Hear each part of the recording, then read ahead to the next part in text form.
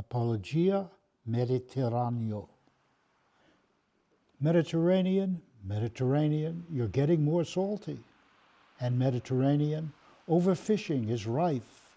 Mediterranean, the poisoned waters run deep. Mediterranean, new waters will come in through the straits. At least a 3-meter rise will reduce lands available, increasing and transforming waters available. For these many reasons, and many more, Mediterranean, we owe you a new ecosystem. Mediterranean, we can and must pay this debt. And Mediterranean, we're grateful for the invitation to work with you. Yet, our behavior toward you is bad and getting worse, with 136 pleasure ships dumping 250 million gallons of fecal waste into your waters every year, and the surrounding cities, many still lacking wastewater treatments, dumping another 6.5 million pounds of shit waste into your waters each day. And then there are the oil tankers, taking 9,000 trips back and forth across your surface, deliberately dumping 40 million gallons of oil into your waters year after year in tank washing operations along the way. Mediterranean, we have, unfortunately, painfully, even moronically, set up the conditions for the death of the ocean that is you.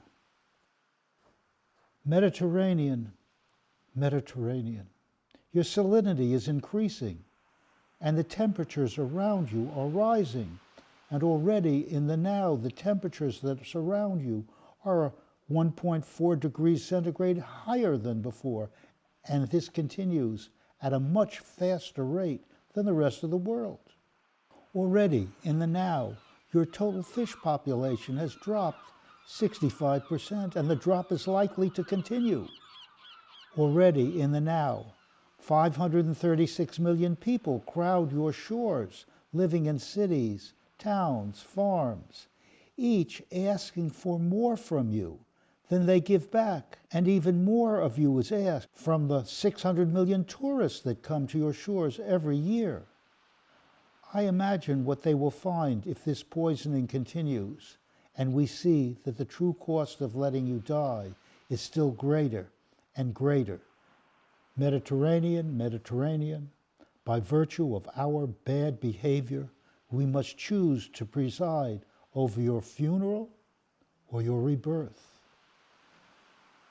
Mediterranean, it will take trillions of dollars to move upward all the industry on your shores.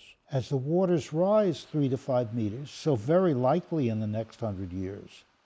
Yet, on the other hand, we may refuse to spend these monies and then watch as all the poisons that are in all the petrochemical plants and their subsidiaries that exist near your edge in France, in Italy, in Greece, and many other countries allow millions of tons of pollution to enter your water already so deeply distressed. Mediterranean, I can feel the heat. I can smell the fish dying. Mediterranean, I am so sorry it has come to this.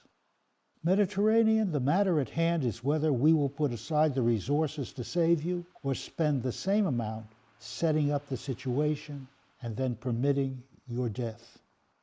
Mediterranean, you can see from all these numbers how much all of us have hurt all of you.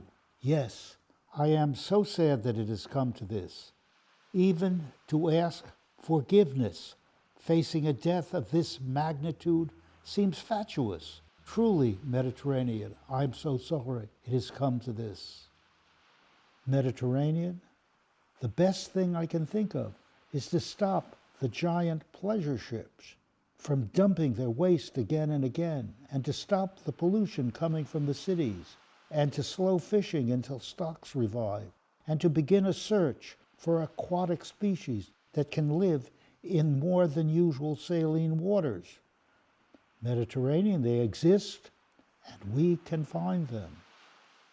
Mediterranean, on your southern side, the Great Sahara touches your shores for 1,500 miles. I see the Sahara jumping over your waters as 74 million acres of land in Italy, Spain, and the French Riviera, along with many more, slowly become deserts. And Mediterranean, even in the unlikely event that we keep our Paris climate agreements, we are told the countries around you will become deserts anyway, shadows of the great empires they once were, when forests of cypress grew in the time of Gilgamesh and before. Yet we see a strange hope visible on the horizon, the far horizon, several thousand miles away, at the southern border of the Sahara, where a great band of green is being planted along 8,000 miles, a mosaic of indigenous farming sites, and many, many trees entangled. We argue for an echo in the northern Sahara near your water's edge, and we call this echo the children of the Nile, a parallel thread of oases with farming radiating out from their centers, informed and created by the Bedouin people who know so much about how to tend the waters in this most desolate of landscapes. So we think to value the knowledge of the Bedouin, accumulated since Neolithic times and before, to create this children of the Nile work, and to slowly bring life to where there was once none. How to do such an impossible thing, you may ask? Why, by reading the landscape and diverting a fraction of the 2.5 million acre-feet of water that is now taken from the Nile River and used in an Egyptian industrial farming site that is 430,000 acres in size, to seed a string of oases along your southern coast. We call on this as an ancient practice and as an attractive force for waters, creating self-regenerative cycles and synergy of organisms, beginning with the seed of a date palm and becoming more with layers of fruit trees and nuts and cereals beneath. And as the oases grow, they generate their own water and need to take no more from the Nile. But the will to do this.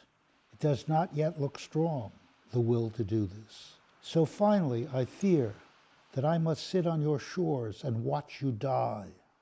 How sad, how unnecessary, how stupid are the greedy people who have the power to insist on this by holding back resources that would reverse the slow dying of you.